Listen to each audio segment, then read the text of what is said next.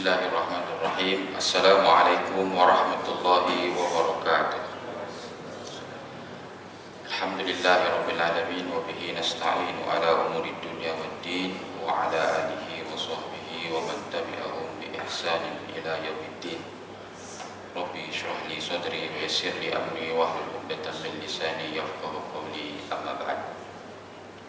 Hadirin dan hadirat yang dimuliakan oleh Allah Subhanahu wa taala, alhamdulillah malam hari ini kita dapat berjumpa semula untuk sama-sama kita menunaikan salah satu daripada kewajipan kita, iaitu menunaikan solat maghrib secara berjamaah.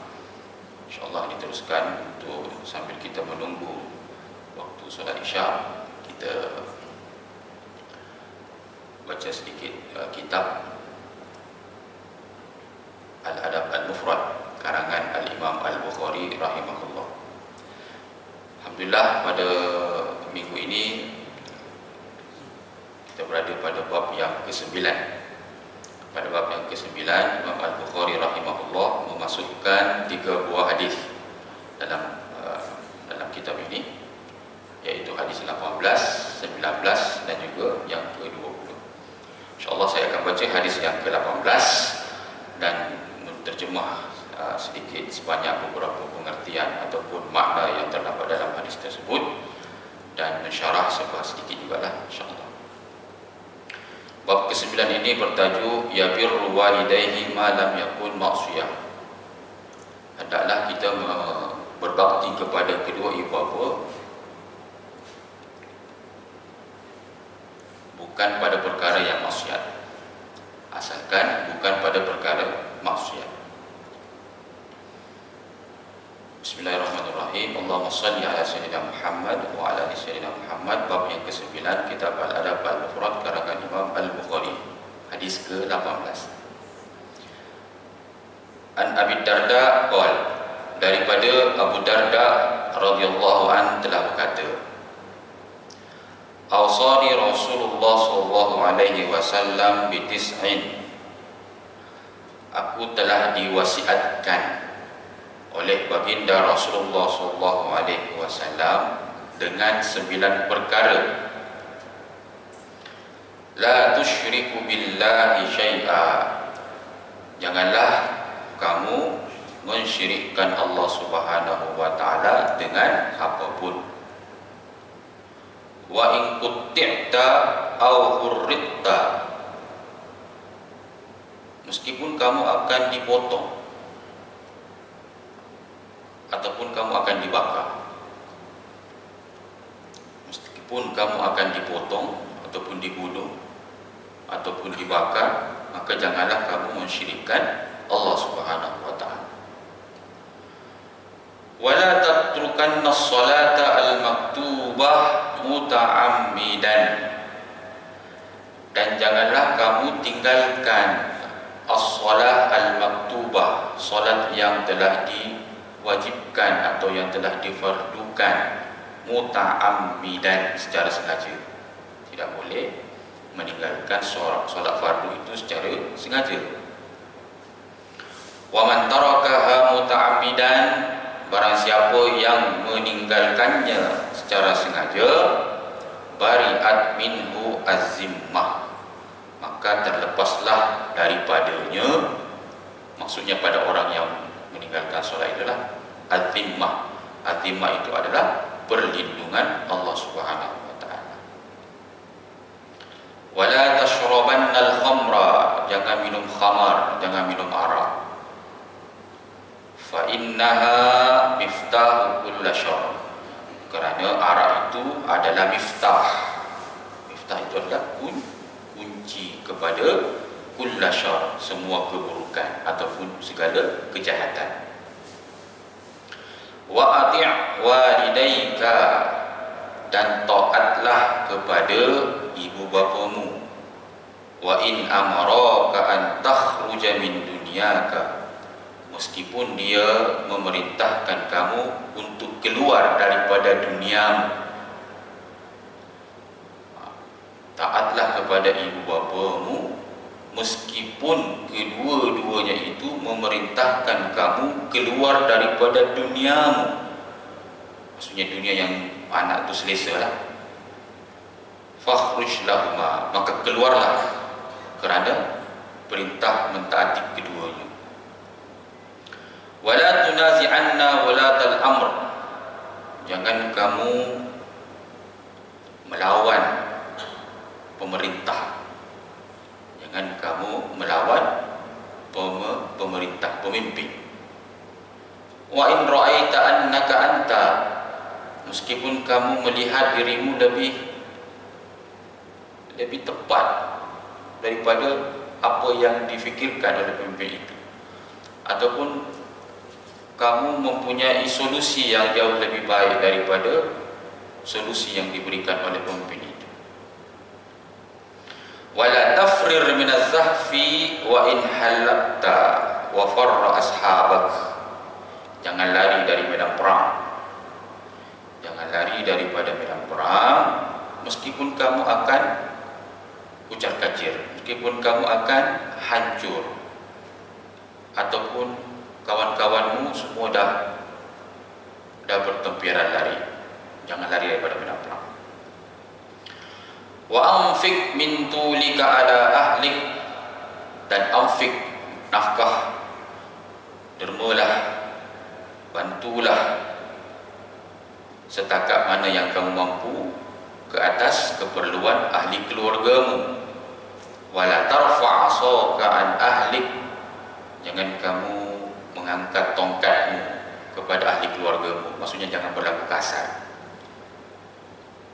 Waqfihim fillahi azza wa jalla, dan berlemah lembutlah kepada ahli keluargamu kerana Allah Subhanahu wa ta'ala. Hadis ini adalah hadis yang sahih sanadnya. Ini tuan-tuan yang dikasihi oleh Allah Subhanahu wa ta'ala. Panjang hadis ini, panjang hadis ini. Abu Darda radhiyallahu anhu telah diwasiatkan kepadanya oleh baginda Rasulullah sallallahu alaihi wasallam. Perkara wasiat ini tuan-tuan yang dikasihi oleh Allah Subhanahu wa taala adalah suatu perkara yang wajib dilaksanakan. Apabila ada seseorang yang meninggalkan wasiat, maka isi daripada wasiatnya itu wajiblah ditunaikan.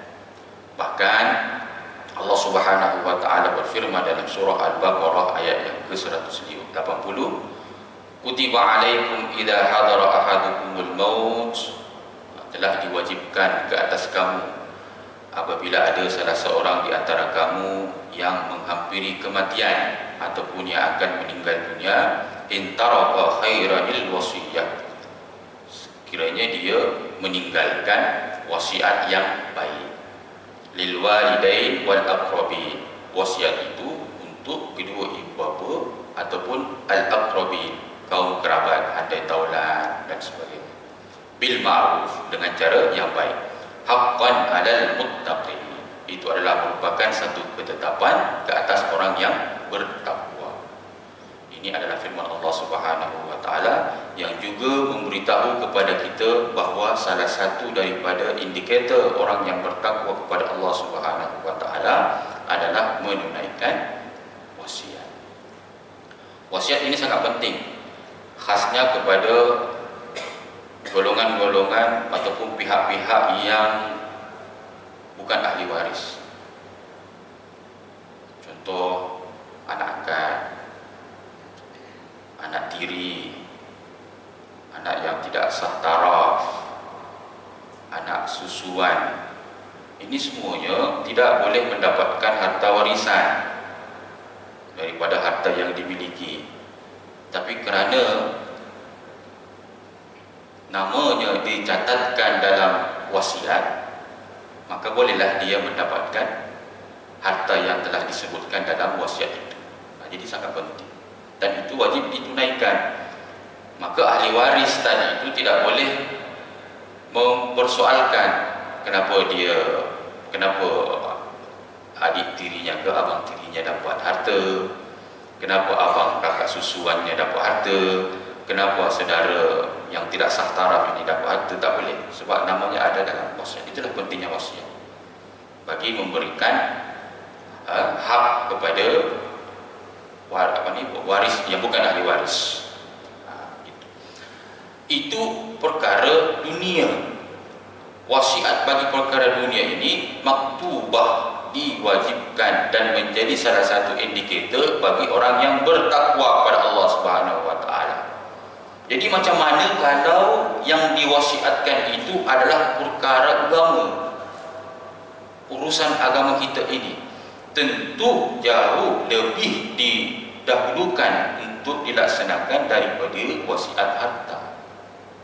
Inilah wasiat Rasulullah SAW yang diberikan kepada Abu Darda radhiyallahu anhu. Ada sembilan perkara.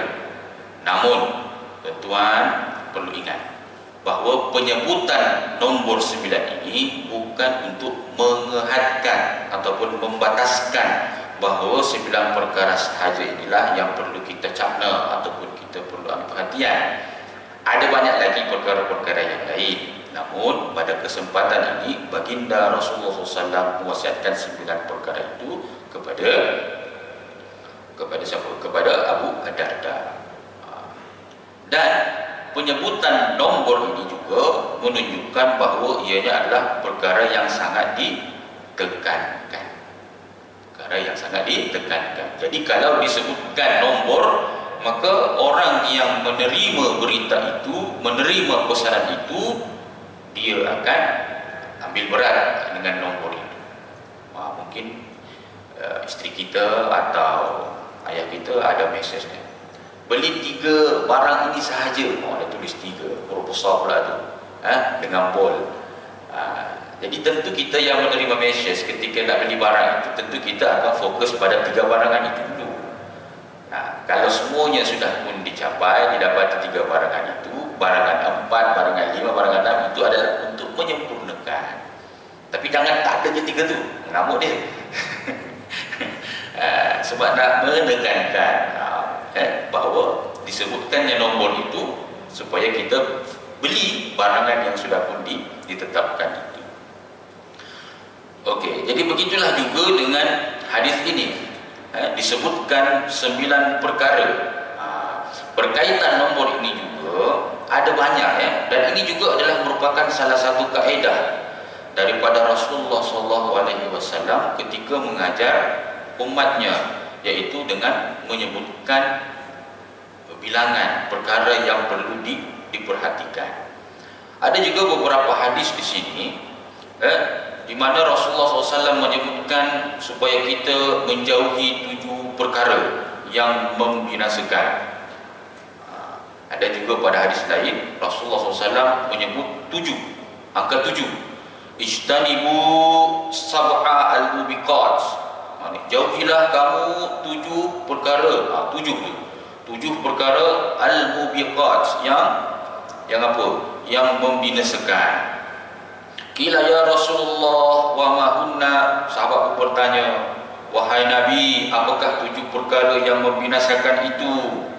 Qal, Rasulullah SAW bersabda, asyirku billah, mensyirikkan Allah, wasihr, sihir, qatlun nafs allati harrama illa bilhaq,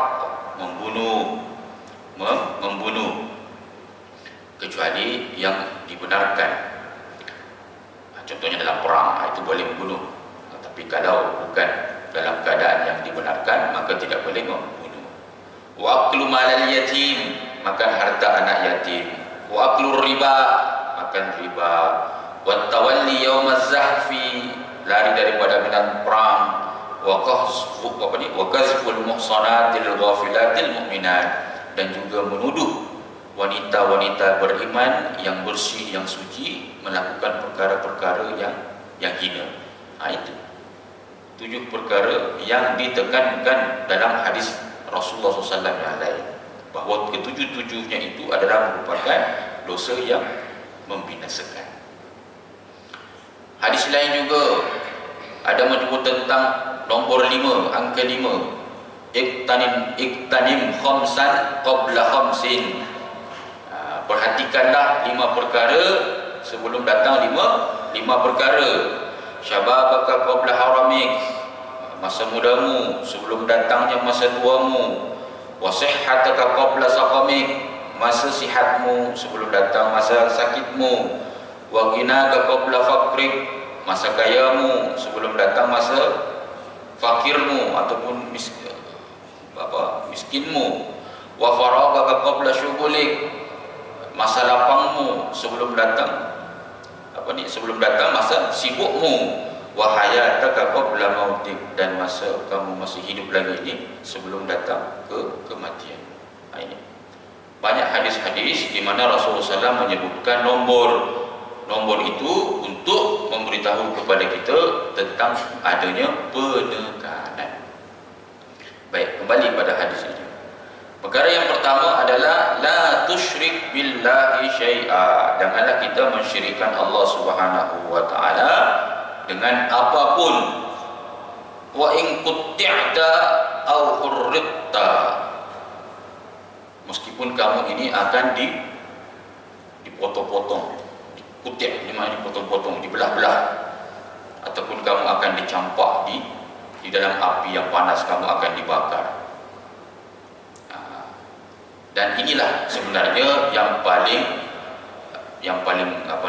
pendekatan yang paling utama untuk kita sebagai orang yang beriman untuk kita lakukan apabila kita menghadapi situasi sedemikian. Hal ini kerana dalam surah An-Nahl ayat 106 Allah Subhanahu wa taala telah berfirman, "Man kafara billahi min ba'di imanihi." Sesiapa yang kafir kepada Allah Subhanahu wa taala selepas dia beriman, illa man ukriha wa qalbuhu mutmainnun bil iman, melainkan bagi mereka yang membenci dan hatinya itu mutmainnun, masih lagi tenang ataupun tetap bil iman, dengan keimanan. Walakin man syaraha bil kufri sadran, tetapi sesiapa yang menunjukkan, melapangkan dirinya untuk menerima kekufuran, fa alaihim ghadabun minallah, maka baginya itu adalah murka Allah Subhanahu wa taala, wa lahum adabun azim, dan baginya siksa yang sangat berat. Jadi orang yang kufur, orang yang telah memeluk agama Islam kemudian dia murtad, dia memilih keluar daripada agama Islam melainkan kepada situasi yang memudaratkan baginya, maka baginya itu adalah ghadabun minallah, murka Allah Subhanahu wa taala. Yang kedua, walahum adabun azim, baginya adalah azab yang sangat berat. Jadi dalam surah An-Nahl ayat 106 ini kita dapat fahami, kita dapat orang kata sini berlakon. Kita boleh menyatakan seolah-olah kita menyatakan perkataan kufur, tetapi sebenarnya hati kita ini masih lagi ada iman. Hal ini sebagaimana yang dilakukan oleh Ammar bin Yasir radhiyallahu anhu. Ketika itu beliau diseksa oleh kaum kafir Quraisy. Jadi kerana dia tidak tahan dengan seksaan yang ditimpakan kepadanya oleh orang-orang kafir Quraisy, maka dia menerima ataupun mengucapkan lafaz bahawa dia itu keluar daripada agama Islam ataupun menghina Rasulullah SAW. Sejurus selepas dia dibebaskan, maka dia pun datang menjumpai Rasulullah SAW. "Wahai Rasul, aku diseksa. Lantas mereka ini memerintahkan aku, memberikan aku kata dua, sama ada aku akan diseksa ataupun aku kufur. Maka aku mengucapkan kekufuran itu." Nabi tanya, "Adakah kamu yakin dengan perkataan kamu?" "Tidak." Tidak, hati saya masih lagi berada pada kalimat tauhid. Maka apa Nabi yang kata, apabila kamu nanti terkena lagi kali yang kedua perkara sedemikian, lakukanlah seperti mana yang kamu buat itu. Maknanya kalau kamu ditangkap lagi dan kamu diseksa, diberi lagi kata dua, keluar Islam ataupun saya bunuh, maka cakaplah saya keluar Islam untuk menyelamatkan diri. Tetapi ingat, wa qalbuhu mutmainnun bil iman, hati mesti tetap dalam keimanan. Itu boleh juga. Ataupun kaedah yang kedua, seperti mana yang dinyatakan dalam hadis ini, jangan sekali-kali kita syirikkan Allah Subhanahu wa taala meskipun nyawa kita menjadi taruhannya. Ini. Dan inilah juga bila saya membaca kitab tafsir Ibnu Katsir, inilah juga yang dipilih oleh beliau, bahawa yang sebaik-baiknya adalah ini, kita kekal dalam keadaan iman meskipun kita menghadapi ancaman bunuh, ancaman seksa dan sebagainya. Ini sebagaimana yang dilakukan oleh Bilal bin Rabah. Bilal bin Rabah. Walau murid manapun seksaan yang ditimpakan kepadanya, seksaan daripada orang Quraisy ke atas dia, dia tetap ahad. Dia tetap dalam tauhid dia tetap dalam keimanannya. Jadi ini tuan-tuan, inilah wasiat yang pertama daripada Rasulullah SAW, bahawa kita jangan sekali-kali mensyirikkan Allah Subhanahu wa taala meskipun kita ini akan dibunuh, dipotong-potong, dibakar. Seterusnya, wala tatrukanna as-salata al-maktubah muta'ammidan wa man tarakaha muta'ammidan bari'at minhu al-dhimmah. Jangan sekali-kali. Dia menggunakan nun kat sini, ada wala tatrukanna, ada huruf nun sabdu kat belakang tu. Itu menunjukkan nun taukid, nun penekanan, bahawa jangan sekali-kali kita meninggalkan as-salah al-maktubah, solat yang telah diwajibkan ke atas kita. Yang fardu inilah yang 5, jangan kita tinggalkan. Muta'ammidan, secara sengaja. Ini kalau tak sengaja tak apalah. Kalau tak sengaja itu contohnya umpamanya kita tertidur tengok bola, Piala Dunia jam 3 pagi, 4 pagi, tertidur, lepas tu mau bangun dah jam 10 pagi dah, cilik-cilik jam 10 pagi, maka waktu subuh kita itu jam 10 itulah. Itu tak apalah, sebab kita tidak sengaja, kita buka alam pun tak dengar dah, orang rumah pun dah kejutkan, kita pun tak terkejut-kejut dah tertidur mati gitu. Tak apalah. Cuma kat sini isunya adalah siapa yang meninggalkannya itu muta'ammidan, secara sengaja.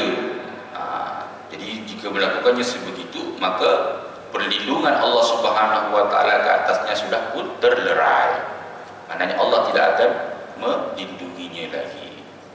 Tuan-tuan kena ingat bahawa solat ini adalah merupakan amalan ibadah yang pertama sekali akan dihisab di akhirat nanti. Awal ma yuhasabu bihil abdu yawmal qiyamati solat. Yang pertama sekali akan dihisab, akan dinilai oleh Allah Subhanahu wa taala adalah solatnya. Apabila baik, elok, maka semua amalan yang lain tentunya nanti akan mengiringi itu, akan elok lagi. Tapi kalau rosak, maka tentu amalan yang lainnya pun juga boleh jadi akan rosak. Jadi solat, dan salah satu yang membezakan orang yang beriman dengan orang kafir itu solat. Jadi solat ini adalah merupakan sebagai pembeza yang menentukan, yang ingin kalau nak menentukan bahawa seorang itu kafir ataupun tidak, iaitu solatnya. Sebagaimana sebuah hadis, lam yakun ashabun nabi sallallahu alaihi wasallam yarawna syai'an min al-abadi taraku kufrun ghairus salat. Para sahabat Nabi ini, para sahabat Nabi sallallahu alaihi wasallam, mereka tidak melihat ada satu amalan yang apabila seseorang itu meninggalkan amalan tersebut, melainkan dia akan dianggap kufur, melainkan solat. Jadi maknanya, mana banyak amalan ni, kalau kita tinggal solat, kufur. Itulah pandangan daripada para sahabat. Diriwayatkan oleh At-Tirmizi, hadisnya sahih. Yang seterusnya, wala tashrabannal khamra fa innaha miftahu kulli syarr. Jangan minum arak, kerana ianya adalah merupakan induk bagi semua amalan kejahatan. Ada disebutkan dalam Sunan Nasa'i, hadis agak panjang, berkaitan tentang seorang ahli ibadah. Ketika dahulu ada seorang ahli ibadah, ada wanita yang orang kata wanita yang tidak berkelakuan baik, nakkan ahli ibadah itu, dia sukakan, dia cintakan ahli ibadah itu, maka wanita tadi itu mengutuskan pembantunya, asistennya, untuk beritahu kepada ahli ibadah itu bahawa dia dijemput ke rumah, kerana wanita tadi itu memerlukan kesaksian dia. Menjadi saksilah, tanpa fikir panjang, tanpa swasiasa bagai, maka dia pun ikut dengan pembantu wanita tersebut datang ke rumah. Sampai-sampai di rumah, tuan-tuan yang dikasihi oleh Allah Subhanahu wa taala, wanita tadi itu menutup pintu rumah. Bersama dengan wanita tadi itu sebotol arak dan juga anak bayi. Anak bayi. Kemudian disampaikan kepada ahli ibadah itu, saya jemput kamu ini bukan kerana kesaksian, itu hanya elah sahaja. Sebenarnya saya suka dengan kamu. Saya suka dengan kamu. Sekarang saya berikan kamu pilihan. Sama ada kamu minum arak ini, atau kamu berzina dengan saya, ataupun membunuh anak bayi ini. 3 pilihan diberikan kepada ahli ibadah ini. Kalau kamu tak nak, saya akan menjerit. Saya akan fikir bahawa kamu masuk rumah saya, menceroboh rumah saya, nak mengganggu saya, nak menjatuhkan maruah saya. Maka ahli ibadah tadi itu tak nak kecoh, tak nak ribut, tak nak bising. Maka dia pun berfikir, daripada ketiga dosa tadi itu, minum arak, zina, bunuh, mana satu yang dia nak?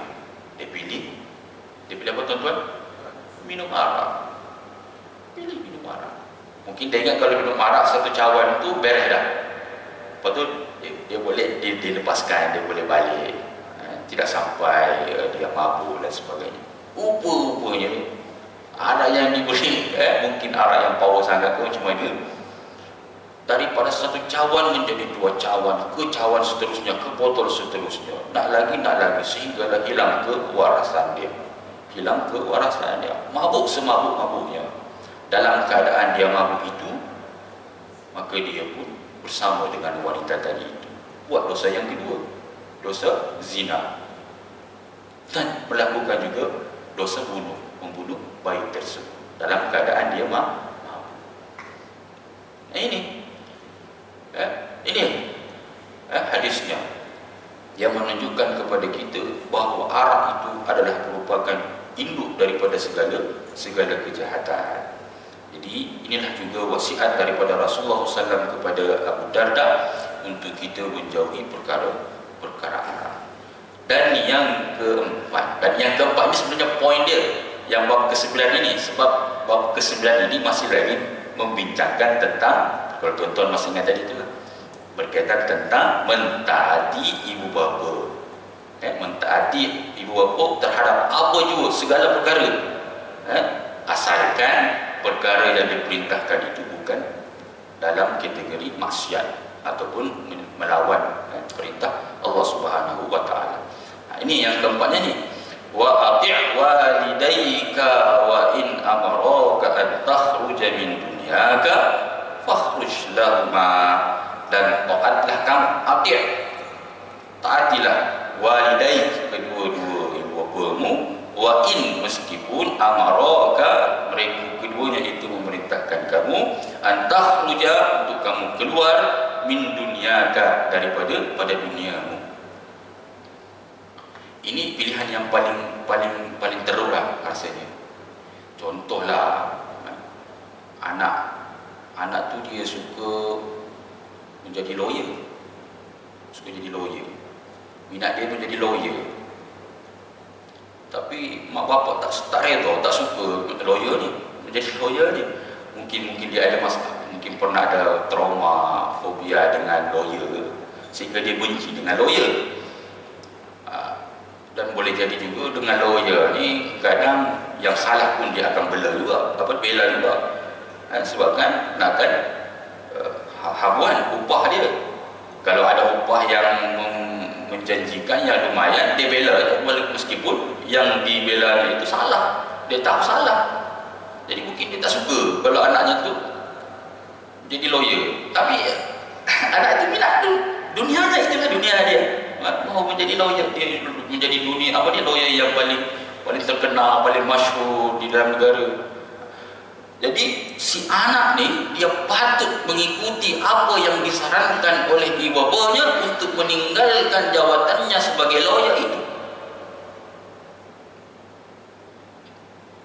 Patut taat.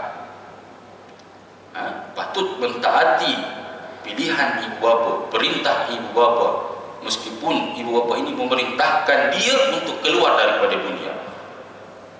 Keluar daripada dunia ini dalam tanda kutip dalam tanda kutipan, mungkin kerjaya, ataupun kehidupan yang yang si anak ini suka, selesa dengannya. Tapi kalau ibu bapa tak suka, tak reda, maka kita perlu tinggalkan. Kalau balik Singapura nanti lalu Tuas, dia ada dua laluan tu, Tuas dengan Woodland. Jadi mak bapak ni dia kata lalu Tuas.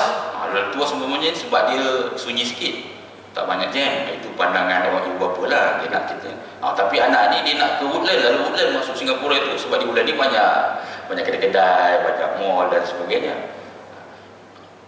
Jadi si anak ni patut mengikuti saranan daripada ibu bapa itu. Lalulah Tuas kalau nak balik ke Singapura ataupun nak masuk Malaysia daripada sini, contohlah. Gitu. Jadi apa-apa sahaja perkara yang diperintahkan oleh ibu bapa mestilah diikuti oleh anak tu. Melainkan kalau perkara maksiat. Jadi kalau sudah berkaitan dengan perkara maksiat, maka ianya tidak boleh. Tuan-tuan yang dikasihi oleh Allah Subhanahu wa taala. Berbakti kepada ibu bapa ni dia lebih utama daripada jihad di jalan Allah Subhanahu wa taala. Kita mahu berbakti kepada Allah Subhanahu wa taala ini, mentaati segala perintahnya ini, itu jauh lebih elok, jauh lebih afdal, jauh lebih utama daripada berjihad di jalan Allah Subhanahu wa taala. Apa lagi balasan daripada jihad di jalan Allah Subhanahu wa taala ini selain pada syurga? Apa lagi? Tak ada ya. Syurga sahaja bagi mereka yang berjihad di jalan Allah Subhanahu wa taala. Berbakti kepada ibu bapa lebih afdal daripada jihad itu. Berbakti kepada ibu bapa itu jauh lebih baik untuk kita ikuti daripada berjihad di jalan Allah Subhanahu wa taala. Sebuah hadis ni, hadis yang ke-19. Hadis yang ke-19 dalam kitab Al-Adab Al-Mufrad ini.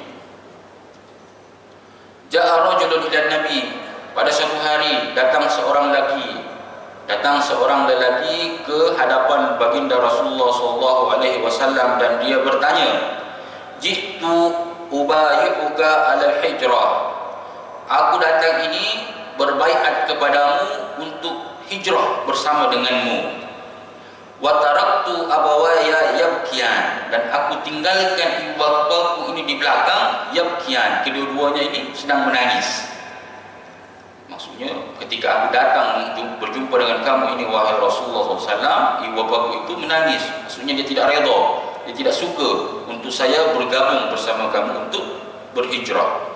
Irji ilaihima fa'adhibhuma kama abkaitahuma. Maka Rasulullah SAW pun bersabda, irji ilaihima, pulang, balik kepada keduanya, baliklah kamu kepada kedua-duanya, fadhibhuma, maka gelak ketawakanlah kedua-duanya, gembirakanlah kedua-duanya itu, kama abkaitahuma, sebagaimana tadi kamu telah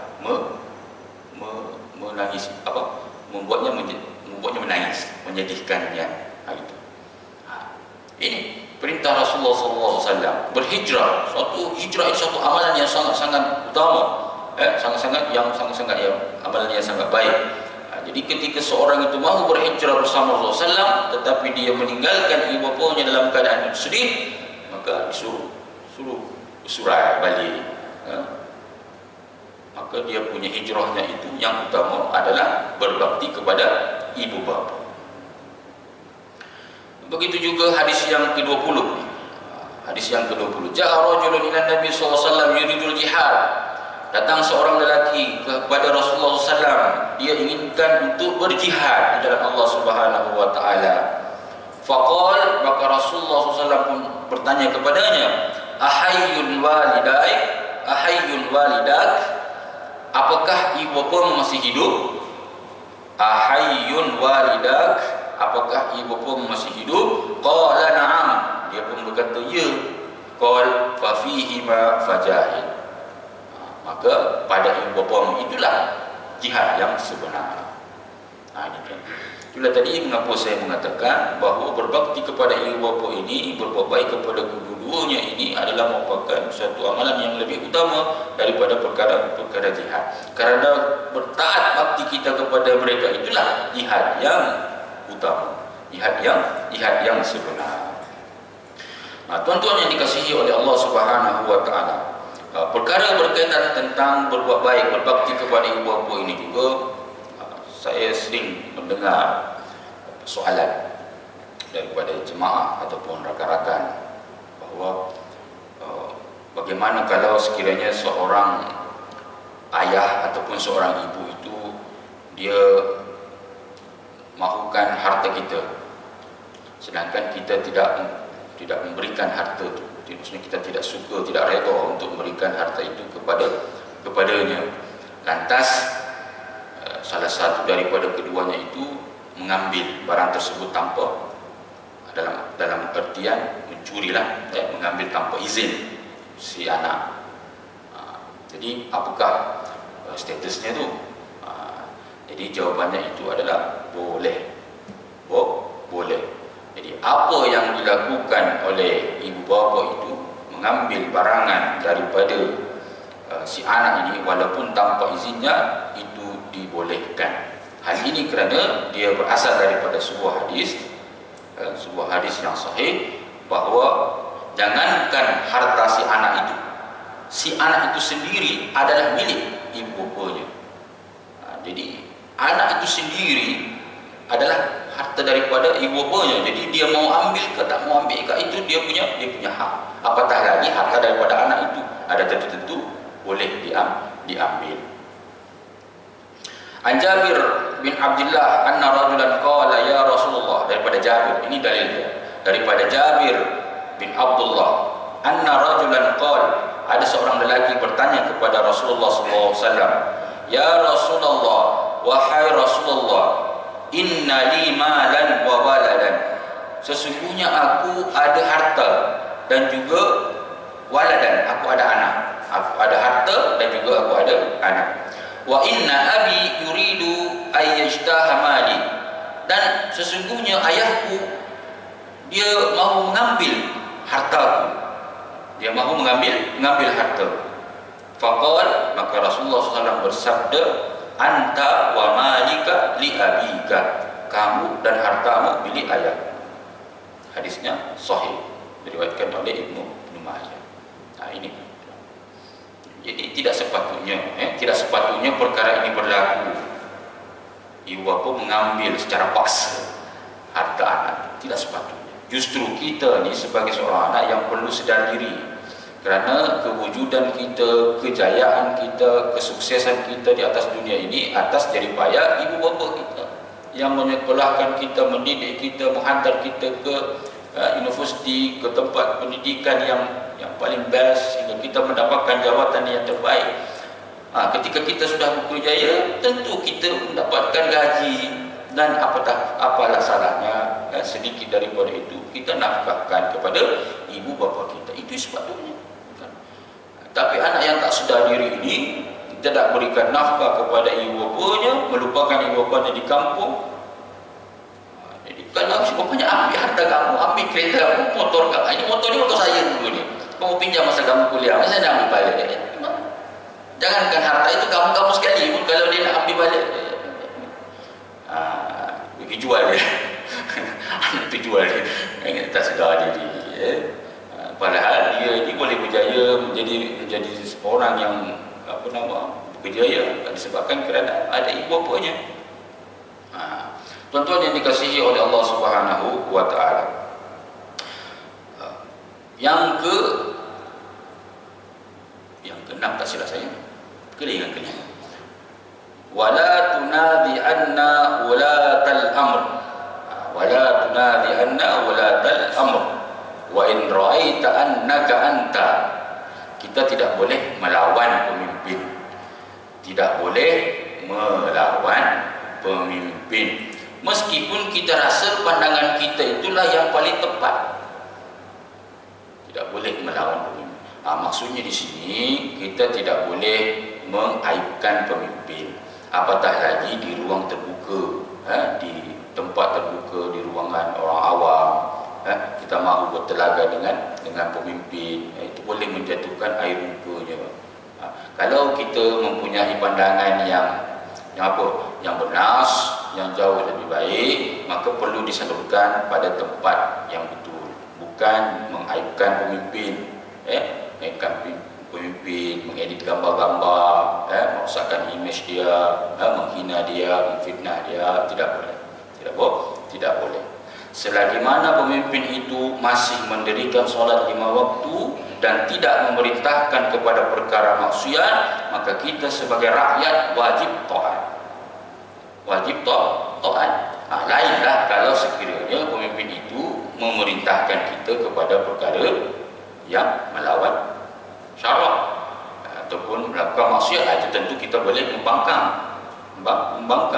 Tapi kalau masih lagi dalam wacana yang masih boleh lagi kita perbahaskan, bahkan mungkin sudah pun dipersetujui di parlimen sebagai contoh, maka tidak boleh kita melawan apa yang sudah pun ditetapkan oleh pemerintah. Seterusnya masih. Wala tafrir min adh-dhahfi wa in hulikta wa farra ashabak. Jangan lari daripada medan perang. Meskipun kamu ini akan kucak-kacir ataupun kawan-kawanmu sudah pun berpecah belah ataupun sudah bertempiaran lagi. Kalau tuan-tuan tadi masih lagi ingat, masih lagi segar tadi di awal-awal kuliah tadi itu, saya ada menyebut salah satu daripada 7 dosa yang membinasakan itu adalah lari daripada medan perang. Lari daripada medan perang ini adalah merupakan salah satu daripada dosa yang membinasakan. Jadi pada hadis ini kita diajar, kita pun dididik bahawa kita mesti kekal di dalam medan perang itu, meskipun kita akan hancur ataupun sahabat-sahabat kita yang lari. Jadi maknanya kat sini tidak bolehlah kita ini lari daripada medan perang. Sebagaimana firman Allah Subhanahu wa taala dalam surah Al-Anfal ayat yang ke-16.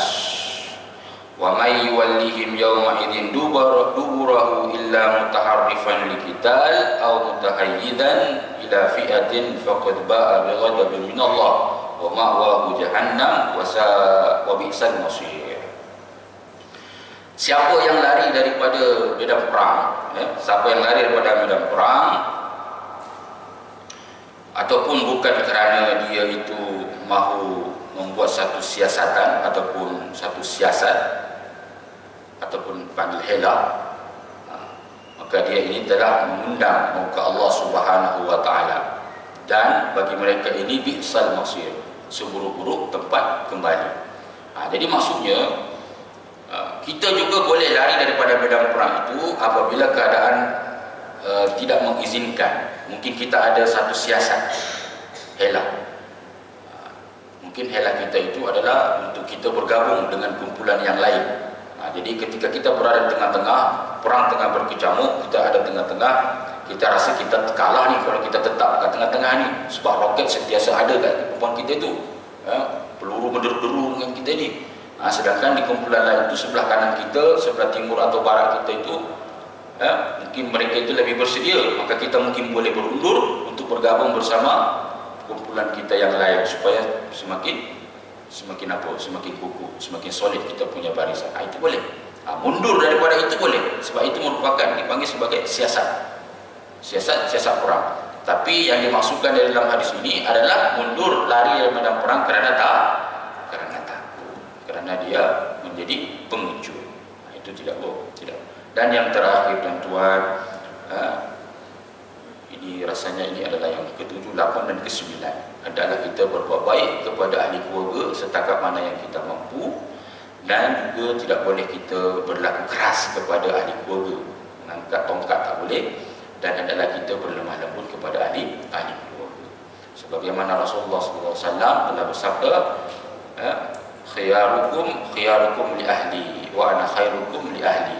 Sebaik-baik kamu adalah mereka yang baik, berbuat baik kepada ahli keluarganya, dan aku, kata baginda Rasulullah SAW, adalah yang paling baik terhadap ahli keluarga. Setakat itu sahaja yang dapat saya kongsikan pada malam hari ini. Mohon maaf atas segala salah dan silap, yang mudah-mudahan Allah Subhanahu Wa Taala yang silap daripada saya. Bismillahirrahmanirrahim. Allahumma arhamna bil Quran waj'alhu lana imaman wa nuran wa rahmah. Allahumma dzakirna minhu ma nasina wa 'allimna minhu ma jahilna warzuqna tilawatahu ana al-laili wa atrafan nahar waj'alhu lana hujjatan ya rabbal alamin. Rabbana atina fid dunya hasanah wa fil akhirati hasanah wa qina adzabannar. Walhamdulillahirabbil alamin. Terima kasih banyak. Assalamualaikum.